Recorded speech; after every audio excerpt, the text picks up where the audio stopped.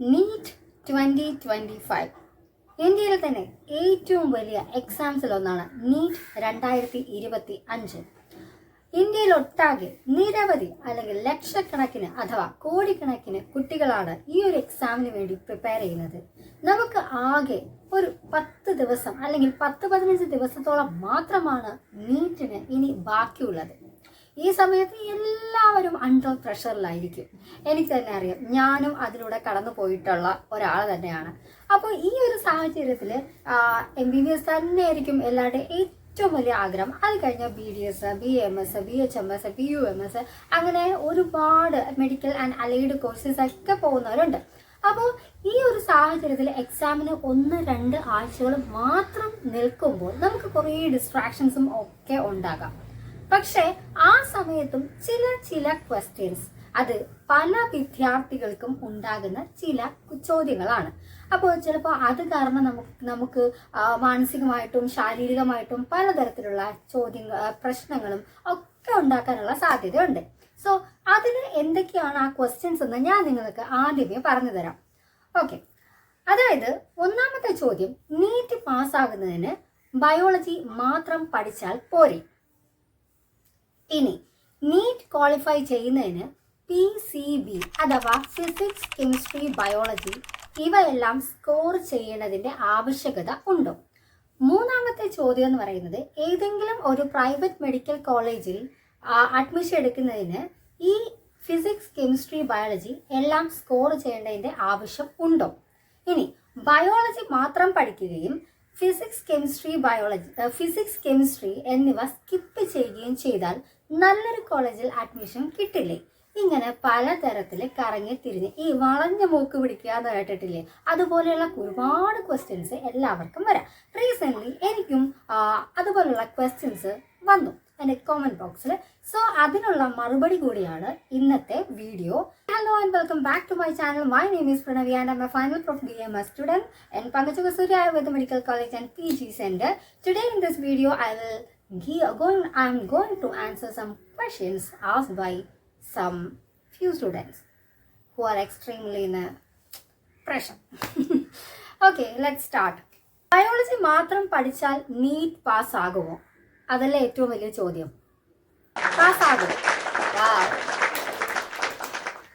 ഞാൻ തന്നെ സ്വന്തമായിട്ട് കൈയടിക്കുകയാണ് അല്ലേ. അതായത് അയ്യോ, അത് ഒരു ഇൻഫർമേഷൻ തന്നെയല്ലേ. പാസ്സാകും, എല്ലാവരും പാസ്സാവും. പക്ഷേ അതൊരു ക്വസ്റ്റ്യൻ മാത്രമേ. അതായത് പാസ്സാകും, പക്ഷേ ഈ ബട്ടിന് പിന്നിൽ എന്താണ് കാര്യം എന്ന് നിങ്ങൾക്ക് അറിയണമെന്നില്ലേ? അതായത് കുറച്ച് കാര്യങ്ങൾ ഓർത്ത് നിൽക്കേണ്ട ആവശ്യം ഉണ്ട്. അത് ഓരോന്നായിട്ട് ഞാനിങ്ങനെ പറഞ്ഞുതരാം. ഇന്ത്യയിൽ ഒട്ടനവധി കോളേജ് ഉണ്ട്. അതായത് ഗവൺമെൻറ്, പ്രൈവറ്റ് ആൻഡ് അമൃത പോലുള്ള ഡീംഡ് യൂണിവേഴ്സിറ്റി ഒക്കെ ഉണ്ട്. നിങ്ങളുടെ ആഗ്രഹം MBBS ആവുക, എടുക്കുക, അത് തന്നെ ആയിരിക്കും. പക്ഷേ വളരെ ഫ്യൂ കുട്ടികൾ BAMS, BHMS അങ്ങനെയൊക്കെ മാക്സിമം മെജോറിറ്റി ആയിട്ട്, അതായത് MBBS BDS കിട്ടിയില്ലെങ്കിൽ സാഹചര്യങ്ങൾ കൊണ്ട് മാത്രം BAMSലോട്ട് വരുന്ന കുട്ടികൾ കുറേ ഉണ്ട്. എന്നാൽ അത് ഇഷ്ടപ്പെട്ട് വരുന്ന കുട്ടികളും ഉണ്ട്. അപ്പോൾ നമുക്ക് അറിയേണ്ട കാര്യം എന്ന് പറയുമ്പോൾ, ഇന്ത്യയിൽ ഏറ്റവും കൂടുതൽ കോളേജുകളുണ്ട്. അതിൽ പ്രൈവറ്റ് കോളേജ് ഒരുപാടുണ്ട്. അതിൻ്റെ ഫീസ് നിരക്കാണെങ്കിലും നമ്മളെ കൊണ്ട് അഫോർഡബിൾ റേറ്റിലുള്ള കോളേജുകളാണ്.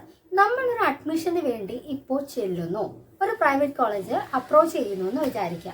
അങ്ങനെ ചെല്ലുമ്പോൾ അവരാദ്യം നമ്മൾ നോക്കുന്നത് ക്വാളിഫിക്കേഷൻ മാർക്സ് ആണ് ആദ്യമായിട്ട് നോക്കുന്നത്. അത് ചില കോളേജ് മാത്രം നിങ്ങൾ ഫിസിക്സ്, കെമിസ്ട്രി, ബയോളജി മൂന്നിലും സെപ്പറേറ്റ് ആയിട്ട് എത്ര സ്കോർ ചെയ്തിട്ടുണ്ടെന്ന് നോക്കും. പക്ഷെ ഇപ്പോഴത്തെ കാലത്ത് അത് വലിയ ഫോക്കസ് ചെയ്യുന്നുണ്ടോ ഇല്ലയോ എന്ന് എനിക്കറിയില്ല. പക്ഷേ ജസ്റ്റ് ഇപ്പോൾ ചില കോളേജൊക്കെ എന്ന് പറയുന്നത് ക്വാളിഫിക്കേഷൻ, നിങ്ങൾ ക്വാളിഫൈ ചെയ്തിട്ടുണ്ടോ, നീറ്റ് ക്വാളിഫൈ ചെയ്തിട്ടുണ്ടോ എന്ന് മാത്രമേ നോക്കുള്ളൂ. പക്ഷേ ഇവിടെ പ്രശ്നം നടക്കാൻ പോകുന്നതെന്ന് വെച്ചാൽ, നിങ്ങളിപ്പോൾ അഡ്മിഷൻ ഏതെങ്കിലും ഒരു പ്രൈവറ്റ് കോളേജിൽ നിങ്ങൾക്ക് ഇഷ്ടപ്പെട്ട ഒരു കോഴ്സിൽ അഡ്മിഷന് വേണ്ടി കൊടുത്തു. അപ്പോൾ നിങ്ങളിപ്പോൾ BMSനാണ് കൊടുത്തത്. അതായത് ഇന്ത്യയിൽ ഏതെങ്കിലും, കേരളത്തിലല്ലാതെ മറ്റേതെങ്കിലും സംസ്ഥാനത്തുള്ള ഒരു കോളേജിനാണ് കൊടുത്തത്.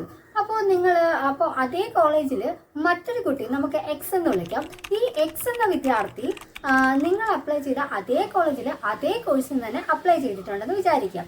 അങ്ങനെ ചെയ്യുമ്പോഴത്തേക്കും നിങ്ങൾക്ക് 2 പേർക്കും കിട്ടിയിരിക്കുന്ന സെയിം മാർക്കാണ്. ഇപ്പോൾ ഏകദേശം ഒരു 300 മാർക്കാണെന്ന് വിചാരിക്കുക. അപ്പോൾ ഈ അതായത് ഒരു കുട്ടി അതായത് നിങ്ങൾ 300 മാർക്ക് നേടിയത് ബയോളജി മാത്രം പഠിച്ചിട്ടാണ്. എന്നാൽ ആ കുട്ടി 300 മാർക്ക് നേടിയത് ഫിസിക്സ്, കെമിസ്ട്രി, ബയോളജി ഇത് മൂന്നും കൂടെ ചേർത്തിട്ടാണെന്ന് വിചാരിക്കുക. ഈ കുട്ടിക്ക് ഫിസിക്സിന് 10 മാർക്കും കെമിസ്ട്രിക്ക് 10 മാർക്കും ബാക്കിയുള്ള മാർക്കെല്ലാം ബയോളജിക്കുമാണ് കിട്ടിയിട്ടുണ്ടാവുക. അപ്പോൾ എന്താണ്, നിങ്ങൾക്ക് രണ്ടുപേർക്കും സെയിം കോളേജിലാണ് അഡ്മിഷന് വേണ്ടി നിങ്ങൾ പോയിരിക്കുന്നത്, സെയിം മാർക്കാണ്, സെയിം ഏജ് ആണ്. അപ്പോൾ പക്ഷെ ഇവിടെ നടക്കുന്ന കാര്യമെന്ന് വെച്ചാൽ നിങ്ങൾ എത്ര ഡൊണേഷൻ കൊടുക്കുന്നു അതൊക്കെ വേറെ പാർട്ട്, അത് നോക്കേണ്ട ആവശ്യമില്ല. പക്ഷെ ഇവിടെ നോക്കേണ്ടത് നമ്മൾ ക്വാളിഫിക്കേഷൻ മാർക്സ് ഉണ്ടോ എന്ന് മാത്രമല്ല, പ്രയോറിറ്റിയാണ്. കാരണം ആ കുട്ടിക്ക് ഫിസിക്സ്, കെമിസ്ട്രി, ബയോളജി 3 സബ്ജക്റ്റിലും കൂടെ ചേർത്തിട്ടാണ് 300 മാർക്കുള്ളത്. നിങ്ങൾക്കുള്ളത് ബയോളജി മാത്രമാണ്. അതുകൊണ്ട് ചിലപ്പോൾ നിങ്ങൾക്ക് നെഗറ്റീവ് മാർക്കും ഉണ്ടായെന്ന് വിചാരിക്കുക.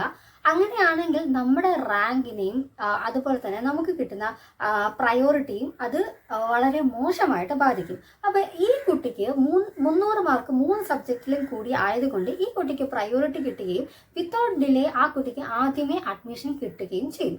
ഒരു പക്ഷേ നിങ്ങൾക്ക് അഡ്മിഷൻ കിട്ടാനോ കിട്ടാതിരിക്കാനോ സാധ്യതയുണ്ട്. ഇതാണ് ഏറ്റവും ഇമ്പോർട്ടൻ്റ് ആയിട്ടുള്ള കാര്യം. അതുകൊണ്ട് ബയോളജി മാത്രം പഠിച്ചാൽ എല്ലാവർക്കും പാസ്സാവാൻ പറ്റും. അത് പല കുട്ടികളും ഈ എക്സാം സമയത്തുള്ള ഒരു സ്ട്രെസ്സിൽ അത് തന്നെയാണ് ചെയ്യുന്നത്. What you have to do is at least 3 സബ്ജക്റ്റും കൂടെ ചേർത്ത് സ്കോർ ചെയ്യാൻ ശ്രമിക്കുക. അതായത് ബയോളജിയിൽ കൂടുതൽ മാർക്ക് ഇരുന്നോട്ടെ, 360 ചോദിക്കുന്നത്. അപ്പം 360 കൂടുതൽ മാർക്ക് സ്കോർ ചെയ്യാൻ ഒരു 300+ അല്ലെങ്കിൽ 250+ വാങ്ങിക്കാൻ നോക്കുക. എന്നിട്ട് കെമിസ്ട്രിക്കും ഫിസിക്സിനും കുറച്ച് കുറഞ്ഞാലും കുഴപ്പമില്ല. ഇൻ കേസ് നിങ്ങൾക്ക് കെമിസ്ട്രി നന്നായിട്ട് അറിയാം, അപ്പോൾ ബയോളജിയും കെമിസ്ട്രിയും കൂടെ നോക്കൂ. ഫിസിക്സ് ഇച്ചിരി കുറഞ്ഞു പോയാലും വലിയ പ്രശ്നമൊന്നും ഉണ്ടാവുന്നില്ല. അത്യാവശ്യം ഒരു 400 മാർക്കൊക്കെ നിങ്ങൾക്ക് നേടാൻ പറ്റിയിട്ടുണ്ടെങ്കിൽ കേരളത്തിൽ ഒരു പ്രൈവറ്റ് കോളേജോ അല്ലെങ്കിൽ പിന്നെ റിസർവേഷനോ എല്ലാം കൂടിയൊക്കെ നോക്കിയിട്ട് ഗവൺമെൻറ് കോളേജോ അഡ്മിഷൻ കിട്ടാൻ സാധ്യത ഉണ്ടാവാനും ഇല്ലാതിരിക്കാനും സാധ്യത ഉണ്ട്. അറ്റ്ലീസ്റ്റ് ഒരു 400+ മാർക്കെങ്കിലും ഉണ്ടെങ്കിൽ നമുക്ക് നീറ്റ് വഴി ഒരു മെഡിക്കൽ അല്ലെങ്കിൽ അലൈഡ് കോഴ്സിലേക്ക് വേണ്ടി അഡ്മിഷൻ കിട്ടും. ഇനി BMS നോക്കുകയാണെങ്കിൽ കേരളത്തിൽ ഒരു 5 ഗവൺമെൻറ് മെഡിക്കൽ കോളേജും പിന്നെ ഉള്ളത് ഒരു 11 ആണെന്ന് തോന്നുന്നു. അപ്പോൾ ബാക്കി പ്രൈവറ്റ് കോളേജുകളുമാണ് ഉള്ളത്. അപ്പോൾ ഇവിടെ ഓൾ ഇന്ത്യ തലത്തിലും ഓൾ ഇന്ത്യ കോട്ടയിലും ആയുഷിൻ്റെ സൈറ്റ് വഴി 50% ഓഫ് ആയുർവേദ കോഴ്സ് ആയുർവേദത്തിന് വേണ്ടിയിട്ട് അലോട്ട്മെൻറ്റ് നടത്തുന്നുണ്ട്. അതുപോലെ കേരളത്തിലാകുമ്പോഴത്തേക്കും നീറ്റിൻ്റെ റിസൾട്ട് വന്നിട്ട് നമ്മളത് ക്രീമിൽ രജിസ്റ്റർ ചെയ്തിട്ട് കേരള എൻട്രൻസ് കമ്മീഷണറാണ് അഡ്മിഷൻ അതായത് അലോട്ട്മെന്റ് പബ്ലിഷ് ചെയ്യുന്നത്. അപ്പോൾ അതൊക്കെ ഡിപ്പെൻഡ് ചെയ്യുന്നത് നിങ്ങളുടെ സ്കോർസിനനുസരിച്ചിട്ടായിരിക്കും. പിന്നെ നമ്പർ ഓഫ് അറ്റംപ്റ്റ്, പിന്നെ നിങ്ങളുടെ ഏജ്, അതെല്ലാം നോക്കുന്നുണ്ട്. പക്ഷെ ഏറ്റവും ഇമ്പോർട്ടൻ്റ് ആയിട്ട് ബയോളജി ബയോളജി എല്ലാവർക്കും പറ്റുന്ന കാര്യമാണ്. അപ്പോൾ ബയോളജി മാത്രമല്ല, അറ്റ്ലീസ്റ്റ് ഞാൻ നേരത്തെ പറഞ്ഞ പോലെ ആ കുട്ടി അതായത് എക്സ് എന്ന കുട്ടി ജസ്റ്റ് ഫിസിക്സിനും കെമിസ്ട്രിക്കും 10 വെച്ച് മാർക്കാണെങ്കിലും ആ കുട്ടിക്ക് മാർക്ക് കിട്ടിയിട്ടുണ്ട്. അതുകൊണ്ടാണ് അയാൾക്ക് 300 മാർക്ക് കിട്ടിയത്. സോ നിങ്ങൾ ഈ 3 സബ്ജക്റ്റിലും കൂടി ചേർത്ത് ഒരു നല്ല സ്കോർ അച്ചീവ് ചെയ്യുവാണെങ്കിൽ വിത്തൗട്ട് ഡിലേ നിങ്ങൾക്ക് ഇഷ്ടമുള്ള ഗവൺമെൻറ് കോളേജ് ആയിക്കോട്ടെ അല്ലെങ്കിൽ പ്രൈവറ്റ് കോളേജിലാണ് നിങ്ങൾ ഫോക്കസ് ചെയ്യുന്നതെങ്കിൽ പ്രൈവറ്റ് കോളേജിൽ നിങ്ങൾക്ക് ഇഷ്ടപ്പെട്ട കോഴ്സിന് അഡ്മിഷൻ കിട്ടും. അപ്പോൾ ഇത്രയൊക്കെ ഉള്ളൂ ഈ video. Thanks for watching. See you on next video. Tata, bye by.